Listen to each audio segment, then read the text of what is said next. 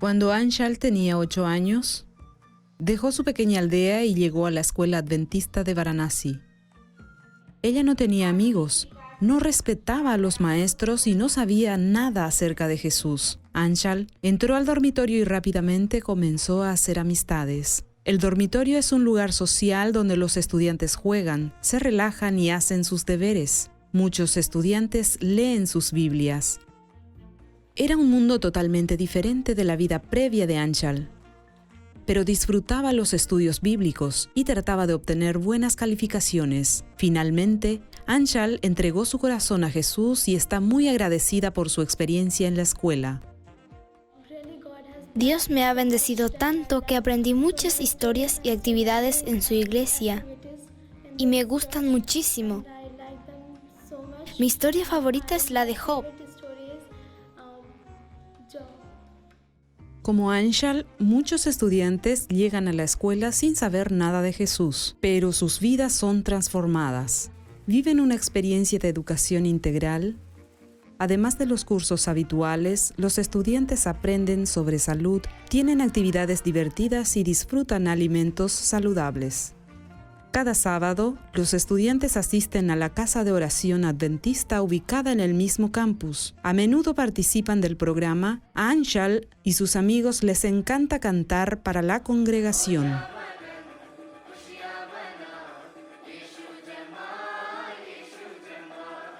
Estos niños vienen de la zona rural y están aprendiendo acerca de Jesús. Saben que todo esto es una bendición que viene en el nombre de Jesús para ellos y sus familias. Así es como el mensaje del amor de Jesús llega desde la escuela de la zona rural. Dios ha bendecido esta escuela con más y más estudiantes cada año, pero el dormitorio ya está más que lleno. Las chicas están hacinadas en un pequeño espacio con literas pegadas una a la otra. Parte de su ofrenda del 13º sábado ayudará a ampliar su dormitorio para que más chicas puedan asistir a esta escuela. Actualmente tenemos solo una habitación para 25 chicas, pero cuando tengamos los dormitorios podremos recibir unas 60 chicas. Tenemos el doble o el triple de estudiantes. De esta manera tendremos más estudiantes en nuestra escuela. Por favor, oren por la escuela adventista Varanasi. Oren para que sus maestros y estudiantes sigan siendo una luz que ilumine a otros como fueron para Anshal. Por favor, piense qué puede hacer usted para ayudar a las chicas de esta escuela. Gracias por apoyar proyectos como este. Gracias por apoyar la ofrenda misionera.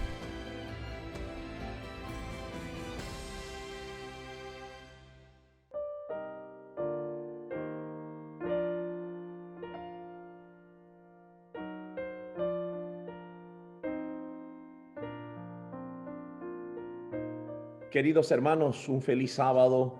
Estamos ya en la lección número 2 de la escuela sabática y hoy estamos transmitiendo desde nuestro centro principal, que es la Iglesia Adventista Central de Reading. Le damos la bienvenida esta mañana al pastor. Hoy tenemos un diálogo con el pastor Raúl.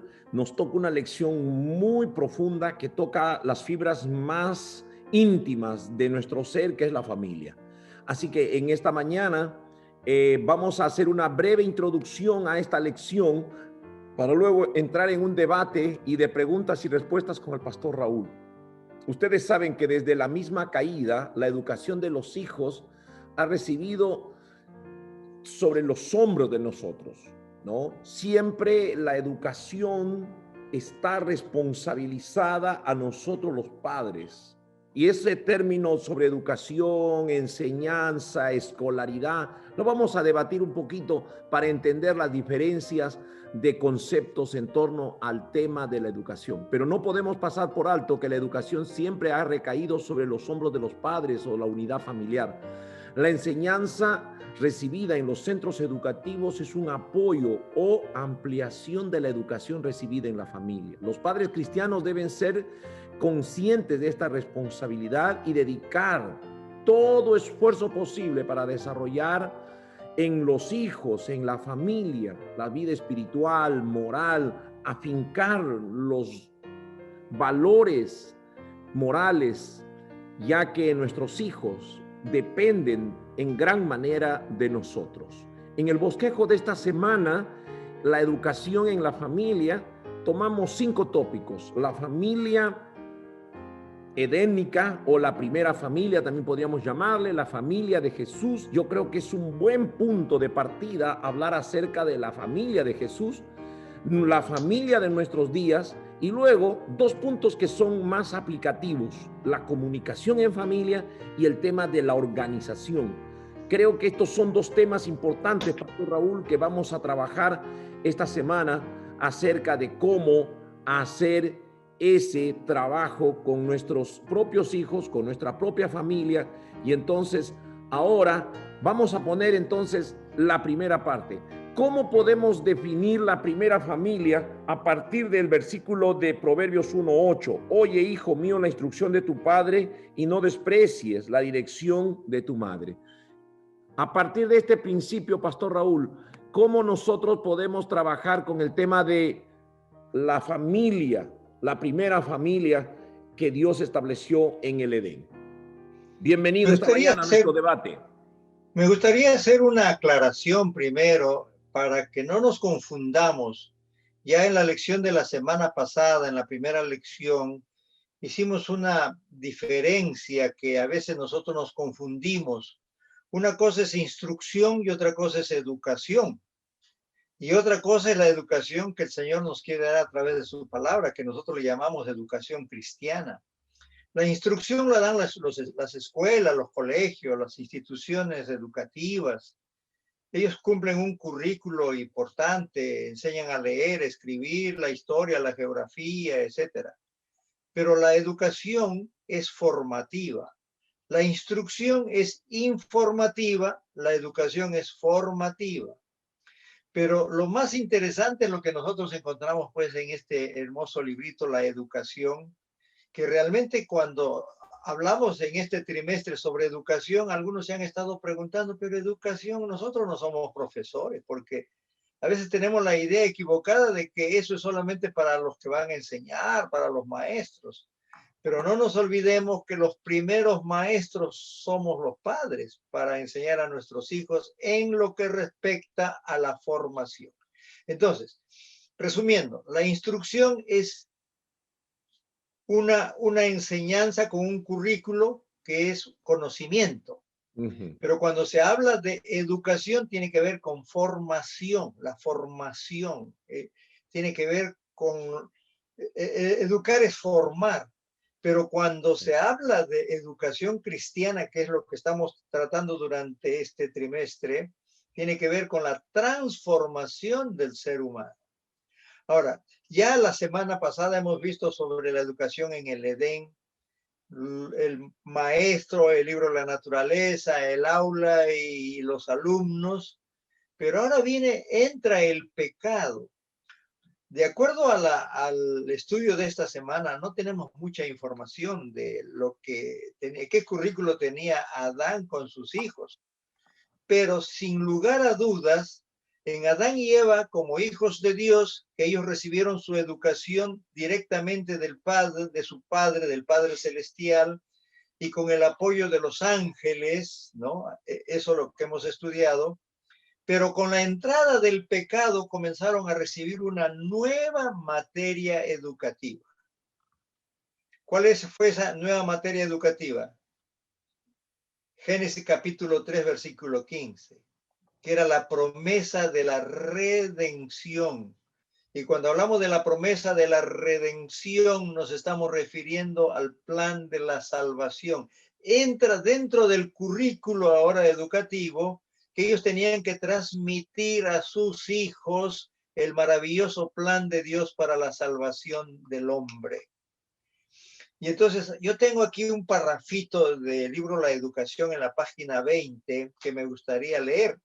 Diga. Dice así: el sistema de educación instituido al principio del mundo debía ser un modelo para el hombre en todos los tiempos. Como una ilustración de sus principios, se estableció una escuela modelo en el Edén, el hogar de nuestros primeros padres.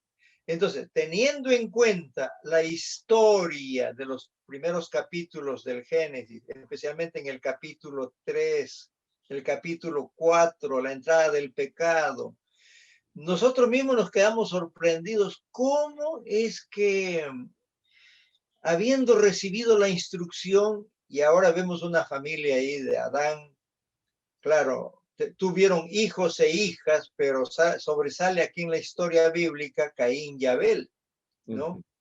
Ambos. Hay una pregunta, pastor, para ir matizando esta parte. ¿Cómo es que si la educación es formativa, Adán y Eva recibieron la dirección y las instrucciones del Padre Celestial, como acaba de decir? Ahora, ellos educaron a sus hijos de la misma manera, porque no educaron a una de una manera y otro de otra manera. ¿Cuál es la razón que nosotros podemos explicar esta mañana en la lección de escuela sabática que Abel trae una ofrenda como Dios había pedido, que agradó el corazón de Dios la ofrenda de Abel, el cordero y el del sacrificio, y desagradó la ofrenda de Caín, que trajo frutos? Si los dos habían recibido la misma educación en valores, ¿cuál es la causa de esta eminente digresión de uno y otro? O sea, uno va por un camino y el otro va por el otro camino.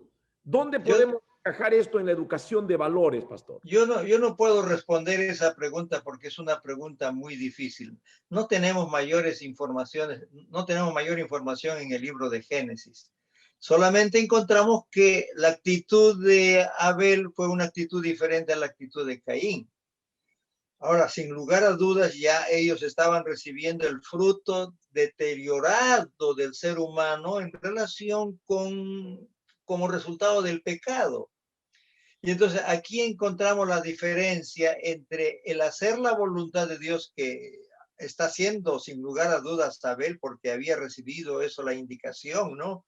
Es probable que Adán le enseñó a Abel y a Caín del plan de salvación, y por eso es que él está trayendo un corderito. Ajá. Ahora, en el otro sentido, es una manifestación de suficiencia propia.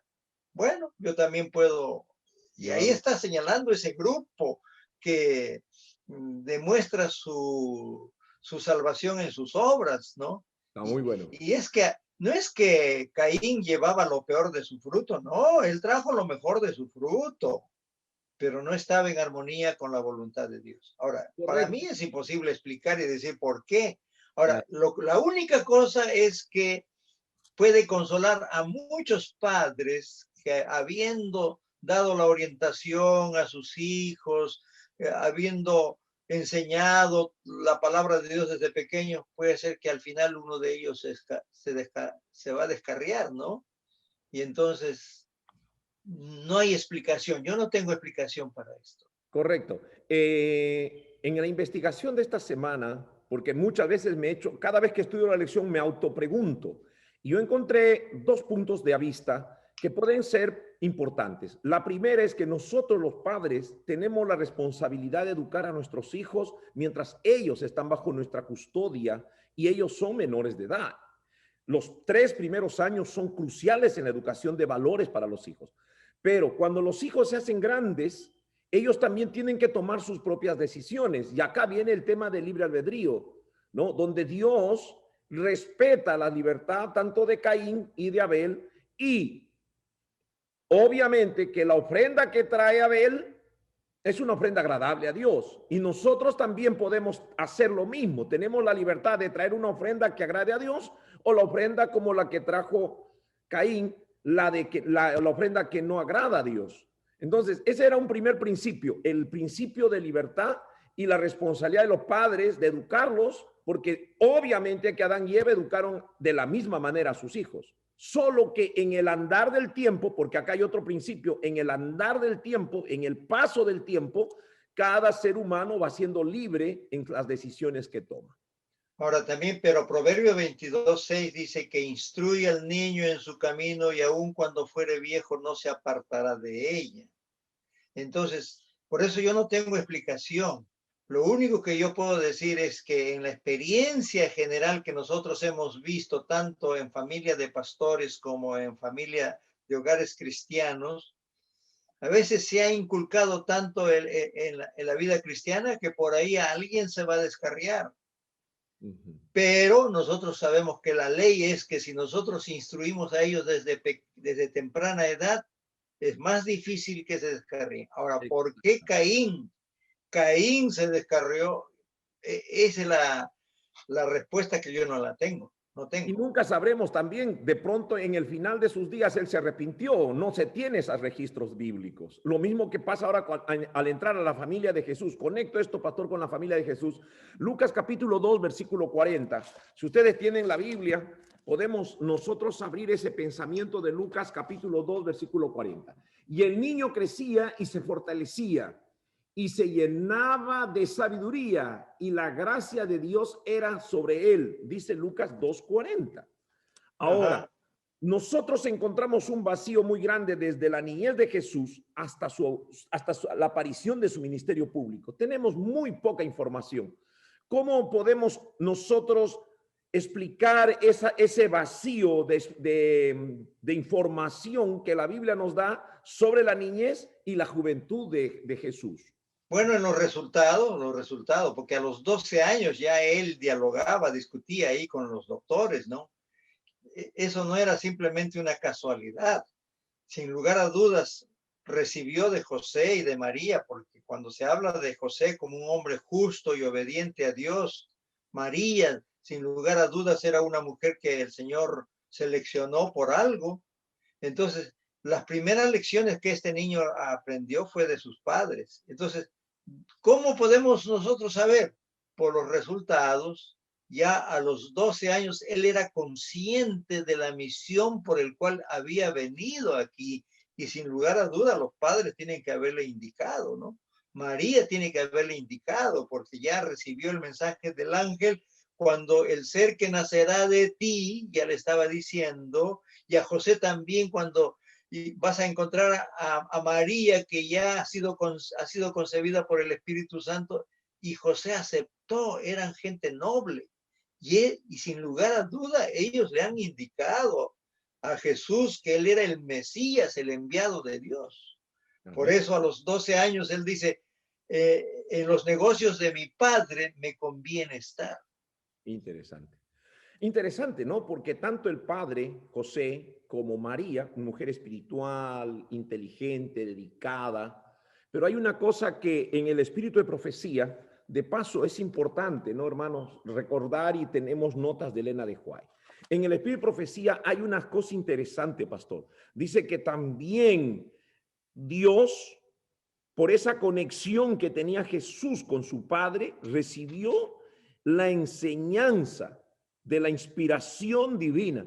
O sea, nosotros también podemos tener esa misma opción que tuvo Jesús, conectarse con el Padre, porque dice, andaba siempre de la mano del Padre. Él era consciente de una misión y entonces el Padre iluminó, instruyó, porque imagínate, cuando se reúne con los doctores de la ley, él les empieza a hablar y no era un sermón de 1 hora, eran 3 días que pasó debatiendo con ellos en el templo. Imagínate, o sea, él tenía una instrucción teológica profunda y sabía el plan de salvación, por eso lo podía explicar. Ahora, no nos olvidemos, ahí en la lección hay una declaración del deseo de todas las gentes, en la parte final ya dice, el niño Jesús no recibió instrucción en las escuelas de las sinagogas. Su madre fue su primera maestra humana. Entonces, cuando pregunta, ¿cómo sabemos? Ya aquí la inspiración nos está diciendo que su madre, María, fue la que instruyó. Él no fue a ningún colegio, no fue a recibir la instrucción de los maestros de aquel entonces. Y conforme la lección nos está mencionando, más adelante cuando hablemos acerca de la responsabilidad de los padres, la mamá es la primera maestra y eso tiene que entrar en la cabeza de todos. Y la hermana White dice que el padre es el mejor auxiliar que apoya a la madre. Exactamente. Porque a veces la madre quiere dar la orientación y el padre viene con otra enseñanza diferente. Entonces aquí encontramos que José y María supieron dirigir la mente de Jesús porque él no recibió su educación, su enseñanza, su instrucción en la escuela de la tierra, ninguna sinagoga. Él aprendió directamente de la enseñanza de su madre. Amén. Qué bien. Yo creo que la escuela del Edén y la escuela de María con José son dos paralelos interesantes, y otra vez recalcamos que la parte de la responsabilidad es de nosotros los padres. Por esa razón, este diálogo me emociona porque muy de cerca he visto tu trabajo que has hecho con tus hijos, ¿no? Por algo, los tres de tus hijos están involucrados dentro de la misión, de la manera que sea, pero están involucrados en la misión, porque pues ha habido un proceso. Por eso que se habla de la educación, no es un proceso con fines y objetivos, y es un proceso deliberado que no termina. Y ahora los hijos están continuando con tus nietos. ¿Vieron esa secuencia, no? Yo creo que eso es muy resaltable, y lo quiero decir con toda humildad, de que el Señor me ha dado la oportunidad de gozar de estos años, de tu experiencia en la educación incluso y en la formación de Abigail, porque todo este es un proceso. O sea, nunca termina el proceso de enseñanza. El proceso de escolaridad termina con un certificado o con un diploma, pero el proceso de educación es un proceso que no tiene límite y no tiene fin. Ahora, no nos olvidemos de esos tres aspectos, ¿no? Cuando habla de que Jesús crecía, o sea, físicamente, ¿no? Pero también crecía en gracia para con Dios, espiritualmente, carácter, ¿no? Y también y en sabiduría, esa sabiduría, el conocimiento. Entonces, esos aspectos, ¿no? Físico, mental, espiritual, eso es lo que debiéramos buscar en el verdadero crecimiento de nuestros hijos. Amén. Bien, ¿por qué no entramos un poquito a la familia de hoy? Déjame introducir un poquito el pensamiento de Efesios capítulo 6, versículo 4. Y vosotros, padres, no provoquéis a ir a vuestros hijos, sino criadlos en disciplina y amonestación del Señor. Efesios capítulo 6, versículo 4.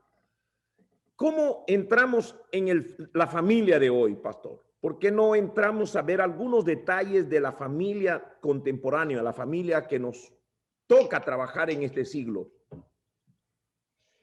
Bueno, nosotros no debemos olvidarnos que los padres, el padre es la cabeza de la familia. Pero no solamente la cabeza de la familia, sino es el sacerdote de la familia.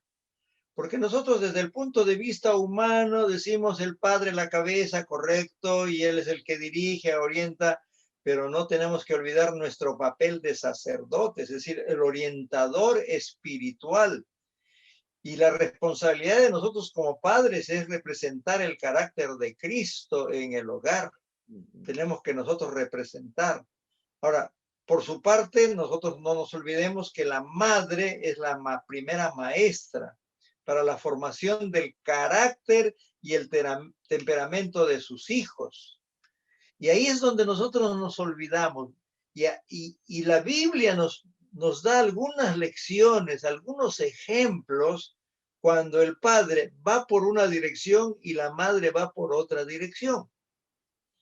Yo no sé qué habrá pasado con Adán y Eva, no puedo imaginarme por qué uno salió bien y el otro salió mal. De repente la madre engreidora pues consentía a Caín.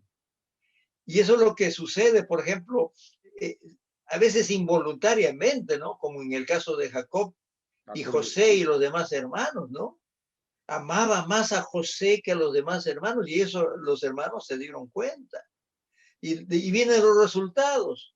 Por eso es que nosotros tenemos que hacer un frente común, el papá y la mamá.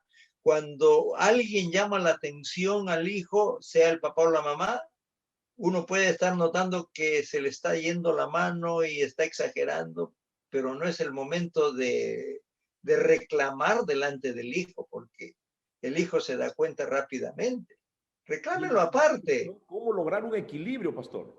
Sí, por eso, si yo veo que mi esposa está llamando la atención a mi hijo de una manera exagerada, yo no le voy a decir en ese momento, oye, no lo voy a desautorizar, voy a conversar aparte. Y ese es el problema que sucede en muchos hogares. A veces nosotros decimos, pero nosotros educamos a nuestros hijos y no sé por qué salieron así. Ahora, el otro, tanto mal nos hace ser tan estrictos Exactamente. como muy débiles en la formación, muy consentidores. Tanto mal hace a aquellos que quieren ser unos verdugos. Yo conozco en mi experiencia de pastor, he visto algunas familias cristianas que se van de un extremo al otro extremo. Lamentablemente, pues el resultado después se ve, porque podemos ser muy livianos y por otro lado muy estrictos. Y ahí es donde nosotros necesitamos la sabiduría del cielo. Pero no se olviden, ambos padres tienen que hacer un frente común. Ahora, de acuerdo a lo que el versículo, ¿no?, de Efesios capítulo 6, versículo 4, cuando dice, vosotros padres, no provoquéis a ira a vuestros hijos. Y nosotros provocamos a ira a nuestros hijos cuando no cumplimos lo que prometemos. Exactamente. Ya sea un premio O o ya sea un castigo, porque a veces prometemos dar un castigo y no cumplimos, ¿no? Ahora, criarlos en disciplina y amonestación del Señor. Pero lo más importante en la formación de nuestros hijos es el ejemplo. El ejemplo. Porque nosotros podemos hablar muy bonito y decirles esto no se hace, y ellos están viendo que nosotros hacemos diferente. Exactamente. Y le decimos hay que ser obedientes y nosotros somos los primeros desobedientes delante del Señor y ellos están viendo. Exactamente. Saben que el sábado es el día de guardar, el día de descanso y nosotros estamos trabajando el sábado y están mirando. ¿Y Claro. cómo es que le vamos a enseñar sean obedientes si no somos obedientes? Es decir, tenemos que ser consecuentes con lo que nosotros hablamos. Exacto.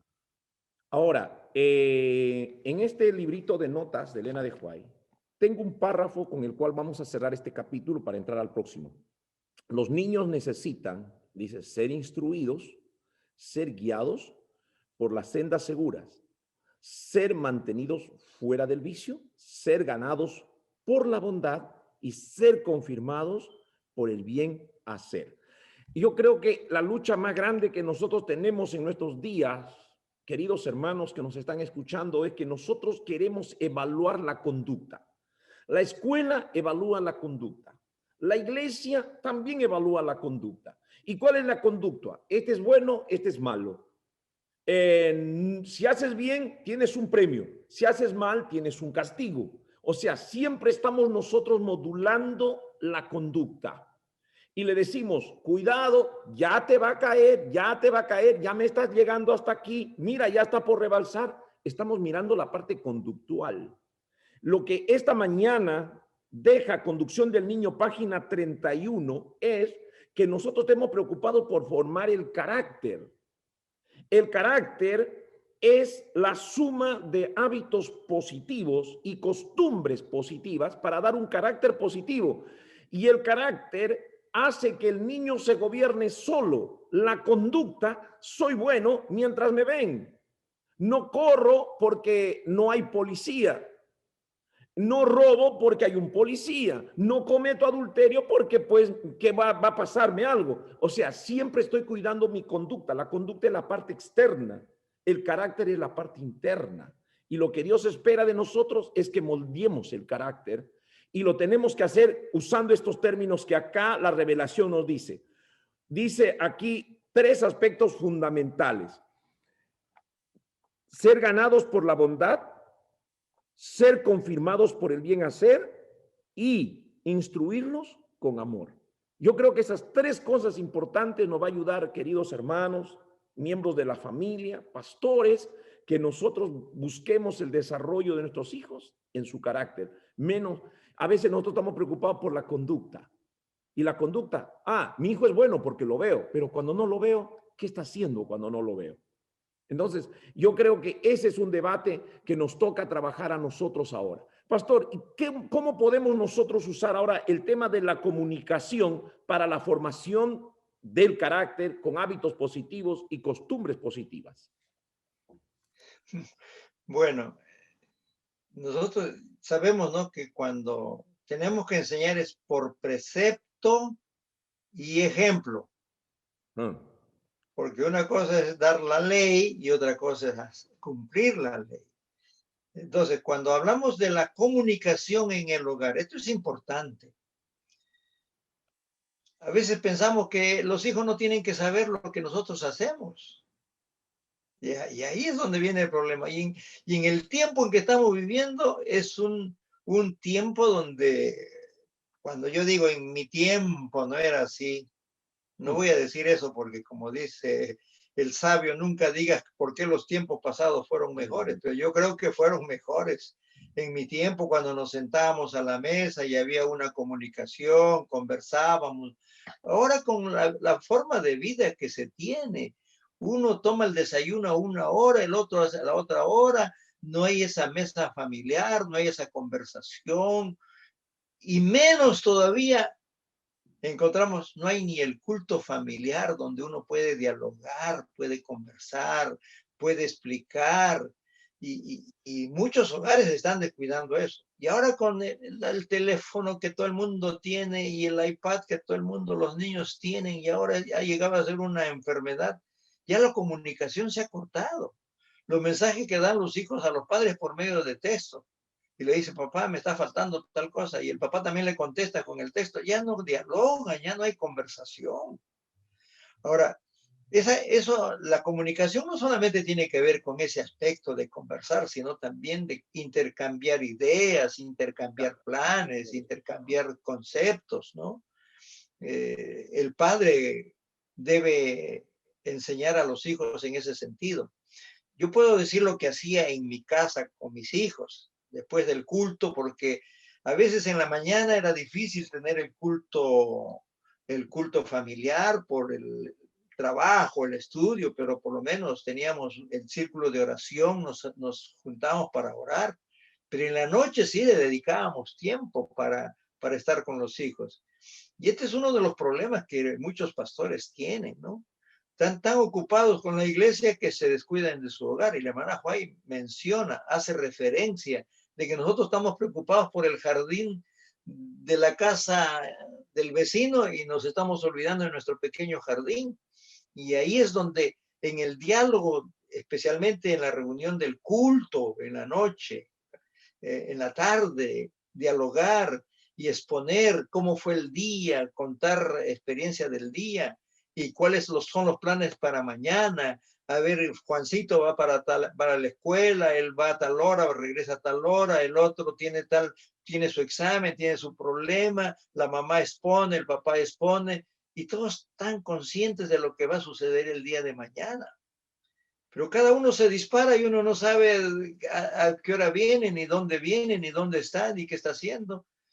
Y eso no solamente tiene que ver en el hogar, tiene que ver en todos los niveles, ¿no? Aún en la oficina, en el trabajo, en la iglesia. Si no hay la comunicación, es una tragedia, ¿no? Si el pastor, por ejemplo, hace solo sus cosas y no comunica eso a sus ancianos, a los dirigentes de la iglesia, los dirigentes ignoran. A mí me gusta cuando yo veo que el pastor pone, por ejemplo, su plan de trabajo y expone y todos saben cuál es el plan de trabajo que tiene, ¿no? Entonces, pero no es que a mí me están controlando y yo no tengo por qué dar informe a nadie. No es así. Entonces, esto es importante y más en el tiempo en que estamos viviendo. Y le metemos ahí el asunto del culto, no se olviden, el culto es un momento de comunicación, de intercambiar, de contar experiencias.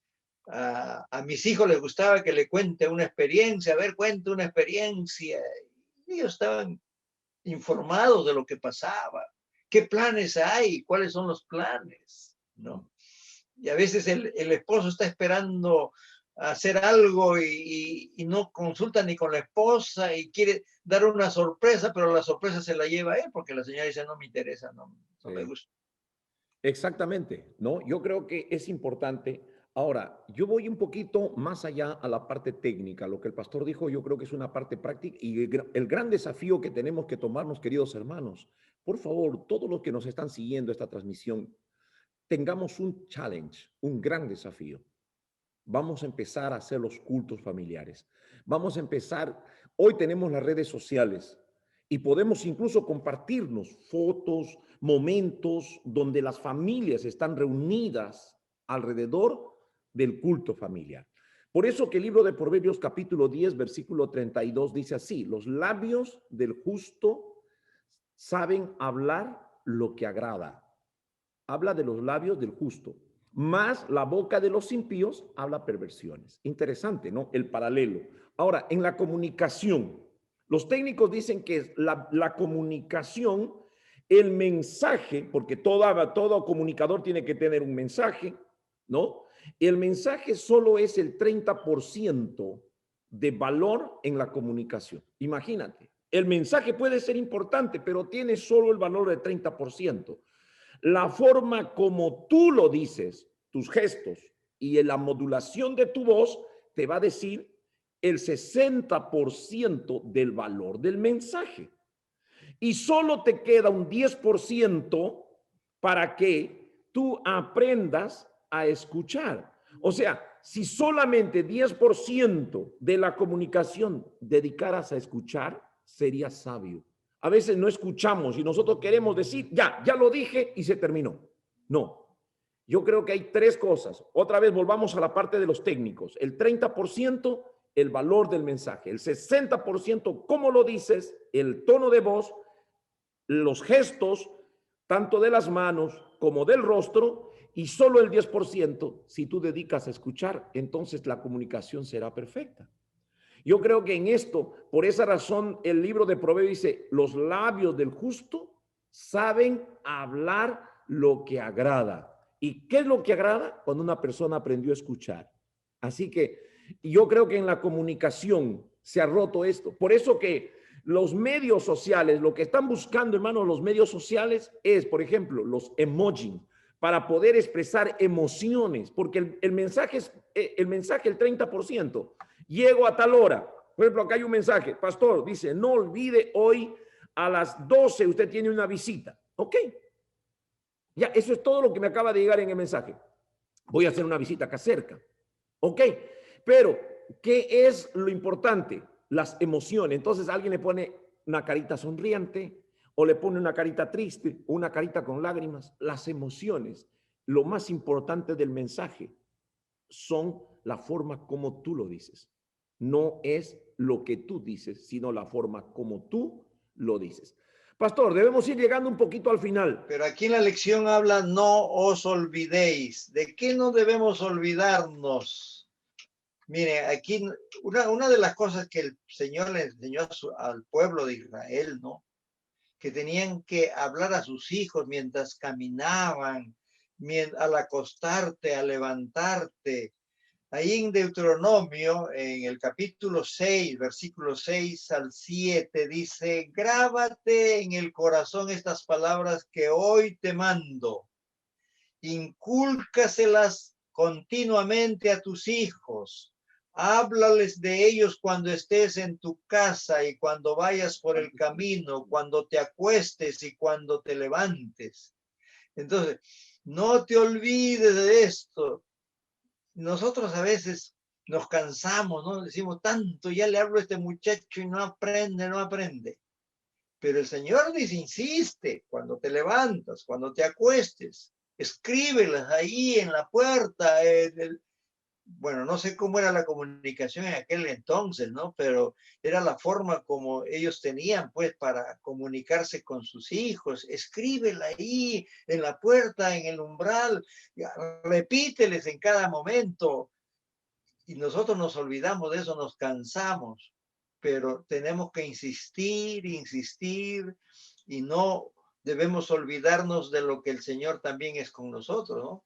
Porque también el Señor nos habla y Él tiene paciencia con nosotros hasta que finalmente aprendemos. Yo tenía un dicho con mis hijos cuando eran pequeños. Yo les decía, hijos, el que no aprende oyendo, aprende sintiendo, ¿no? Y les preguntaba a ustedes cómo quieren aprender, oyendo o sintiendo. Si quieren aprender oyendo, bueno, escuchen lo que yo les voy a decir, que es lo que esperamos de ustedes, hasta todas las indicaciones. Ahora, si no aprenden oyendo, yo les voy a enseñar sintiendo. ¿no? Entonces, y eso es lo que el Señor quiere, que nosotros como padres no nos olvidemos del papel que debemos cumplir con nuestros hijos, de estar con ellos en todo momento. Mientras son pequeños, debiéramos dejar que ellos aprendan de nosotros, porque cuando ya llegan a ser grandes, olvídense. Por eso los primeros años son claves. Después son años clavos, difícilmente te lo vas a poder soportar. Y yo les enseñaba así a la gente, les enseño, si ustedes no aprovechan los primeros años, algunas veces nosotros hemos escuchado decir, ya cuando sean grandecitos les voy a enseñar. Eso es mentira. Por eso dice Proverbios 22:6, instruye al niño en su camino y aun cuando fuere viejo no se va a apartar de ella. Y ahí es donde nosotros tenemos que poner énfasis, enseñar con paciencia y no olvidarnos las indicaciones que hemos encontrado en la palabra del Señor. Ok, precisamente en el bosquejo que preparo dice organización. ¿Qué es lo que necesitamos los ciudadanos del siglo XXI? Organizarnos. Porque si tú no te organizas, te vas a olvidar. Todo lo que no te organizas, te terminas olvidando. Para eso tienes una agenda. Hoy todos estos aparatos nos han ayudado, así a veces nosotros satanizamos mucho estos aparatos, pero miren, si nosotros hoy abriéramos el día 8, yo abro el 8 o abro el 10 o el 12 o el sábado y ahí está toda mi agenda, día por día, hora por hora, lo que yo tengo que hacer. Ahora, ¿qué es lo que he logrado prácticamente? Durante 3 días de la semana, que son los lunes, los martes y los jueves, voy con Abigail a la escuela. Y entonces, ¿qué me dice el Señor? No te olvides. Entonces, apenas nos subimos, nosotros oramos, pongo música. Cuando estamos llegando al puente, le digo, hija, pon la matutina. Y escuchamos al abuelito Alejo con la matutina. Y le digo, ponme la matutina de las damas.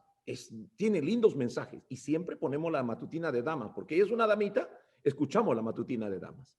Y en el resto del camino, vamos comentando, ¿no? Vamos comentando. Por ejemplo, el jueves pasado comenté algo importante con ella. Le digo, ¿cómo es esto que Dios hizo al hombre y a la mujer y los hizo diferentes? Y ella tiene una respuesta muy simple, como niña. Ella tiene 12 años, como una niña, casi como la edad de Jesús, 12 años. Y ella me dice, es que Dios dijo que uno sea el papá y que otro sea la mamá. Silencio. Y le digo, ¿y cuál es la responsabilidad de la mamá? ¿Y cuál es la responsabilidad del papá? Y empieza ella a conversar. Yo creo que, hermanos amados, por eso es importante el mensaje de hoy en nuestra responsabilidad, organizarnos de tal manera que tengamos tiempo necesario, como dijo el pastor al recitar el verso de Deuteronomio 6 al 7, es a levantarte, al acostarte, en el camino, tú saca tiempo, organízate para poder comunicar un mensaje de salvación a tus hijos. Dale buena educación al niño de hoy y el viejo de mañana jamás lo olvidará, dice la versión Dios habla hoy sobre Proverbios 22:6. Pastor, ¿por qué no hacemos una síntesis simple y ya nos queda un par de minutos para cerrar la lección de esta mañana? Bueno, yo tengo aquí un párrafo del libro de la educación en la página 275. Dice, el primer maestro del niño es la madre. En las manos de ésta se concentra una gran parte de su educación durante el periodo de mayor sensibilidad y más rápido desarrollo. Entonces, esta es una declaración interesante y en el que el padre tiene que apoyar a la madre en este sentido. Página 276 del libro de la educación, que está también en la lección. Aquí en la lección está. Sobre los padres y las madres descansa la responsabilidad de la primera educación del niño, como asimismo de la ulterior. Y por eso ambos padres necesitan urgentemente una preparación cuidadosa y cabal. Entonces, nosotros estamos hablando aquí de los padres, de su responsabilidad, pero no nos olvidemos que primero hay que educar a los que van a ser padres. Porque hay muchos que llegan al matrimonio, llegan a tener hijos y no saben qué van a hacer ahora con los hijos.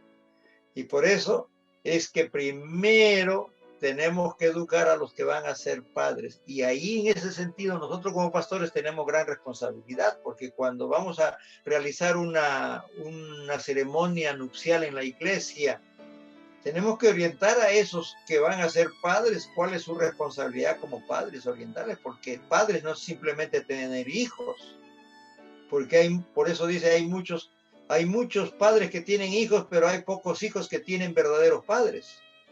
Entonces, no es simplemente procrear, sino saber cómo vamos a educar. Y no nos olvidemos que de acuerdo a lo que estudiamos la semana pasada, que el maravilloso plan de Dios es restaurar en el hombre la imagen divina perdida como consecuencia del pecado. Y eso debiera ser nuestro objetivo en la formación del carácter de nuestros hijos, ¿no? Nosotros tenemos un currículo, pero importante, que enseñar a nuestros hijos como padres cristianos. Amén. Hermanos amados, esta semana ha pasado con una lección importantísima. 5 tópicos hemos tocado. La familia del Edén o la primera familia. Hemos tocado la familia de Jesús y los 2 principios fundamentales de la educación de Jesús. Crecía en gracia, en sabiduría para con Dios y con los hombres. Luego hemos tocado la familia de hoy. Cuando hablamos de la familia de hoy, hablamos de una familia desconectada, una familia dislocada, familias que se han unido, que son padres de primer matrimonio, hijos del segundo matrimonio, y esas familias de hoy necesitan volver a tener comunicación. Y hemos hablado de que la comunicación es el éxito. No te olvides, escucha a tus hijos, usa un lenguaje correcto, un tono de voz adecuada y organízate. Yo sé que tú trabajas full time o overtime, incluso los domingos. Alguien me dijo, pastor, me llegó un partaycito, tengo que pagar mis cuentas. Estoy construyendo mi casa en México. Hermano, es bueno construir tu casa en México, en República Dominicana, en El Salvador, donde tú estés. Pero no olvides, las casas, las propiedades, los carros desaparecen y lo único que queda son nuestros hijos. Y si tú has formado un carácter idóneo, lo único que podremos llevar de esta tierra al cielo es nuestro carácter. Que Dios nos bendiga y que la semana que viene, cuando estemos en la lección 3, la ley como educadora, vamos a entrar a tocar algunos tópicos importantes de Deuteronomio 6, que es el Deuteronomos, que es la segunda ley escrita en Deuteronomios. Que Dios lo bendiga. Muchas gracias, Pastor Raúl. Gracias por estos consejos importantes en la educación y que tengan un lindo sábado a cada uno de ustedes. Feliz sábado.